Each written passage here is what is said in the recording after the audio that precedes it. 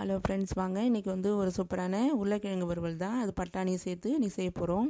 எப்போவுமே உருளைக்கிழங்கு வந்து மாவு சத்து இல்லையா, அதனால் கூட வந்து புரதமும் சேர்கிறதுக்கு நம்ம அந்த மாதிரி பருப்பு வகையும் சேர்த்து செஞ்சோம்னா அந்த சத்து நமக்கு ரொம்பவே அதிகமாக கிடைக்கும். குழந்தைங்களும் விரும்பி சாப்பிடுவாங்க, பெரியவங்க எல்லாருமே சாப்பிட்லாம்.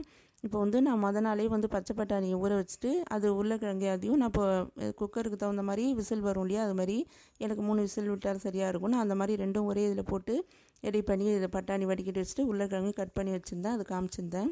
இப்போ வானல் வச்சுட்டு நம்ம எண்ணெய் சூடானதும் கடுகு மட்டும்தான் போட்டு வெடிச்சிட்டு அப்புறம் கருவேப்பிலை, பூண்டு 3 பல் நசுக்கி போட்டிருக்கேன். இது வந்து சோம்பு தூள் இப்போ சேர்த்தது.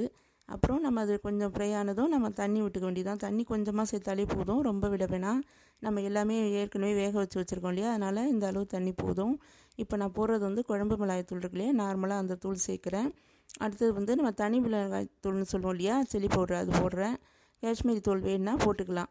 நான் வந்து இப்போ இது சால்ட்டு தான் சேர்த்துக்கிறேன். ஏன்னா அது வெந்து இருக்கனால கல் உப்பு போட்டால் கரையிறது ரொம்ப லேட்டாகும், தண்ணி கம்மியாக இருக்கனால. அதனால் நான் வந்து சால்ட்டு தான் சேர்த்து நல்லா அந்த மாதிரி கிண்டி விட்டுட்டு இது நல்லா அந்த பச்சை ஸ்மெல்லாம் போய் அந்த இது டேஸ்ட்டு ஸ்மெல் மாறி வரும்போது நம்ம இதை உருளைக்கிழங்கையும் நம்ம பட்டாணியும் சேர்த்துக்கலாம். முன்னாடியே போட்டோம்னா அந்த காரம் இது வந்து போகாது, வாடை அடிச்சுக்கிட்டே இருக்க மாதிரி இருக்கும். நல்லா கொதித்து அந்த பச்சை ஸ்மெல்லாம் போன பிறகு நம்ம போட்டோம்னா நல்லாவே இருக்கும், டேஸ்ட்டு சூப்பராக இருக்கும், நம்ம காரம் அடிக்காது.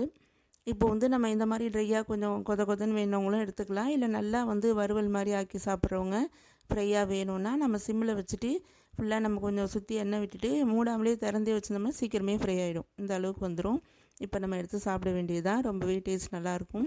இது வந்து காராமணி, கொண்டக்கடலை இந்த மாதிரி கூட நம்ம சேர்த்து இது மாதிரி செஞ்சுக்கலாம். ரொம்பவே சூப்பராக இருக்கும் ஃப்ரெண்ட்ஸ். அடுத்த வீடியோ நான் செஞ்சேன், அது மாதிரி நான் வீட்டில் செஞ்சேன்னா உங்களுக்கு கண்டிப்பாக வீடியோ எடுத்து போடுறேன் ஃப்ரெண்ட்ஸ்.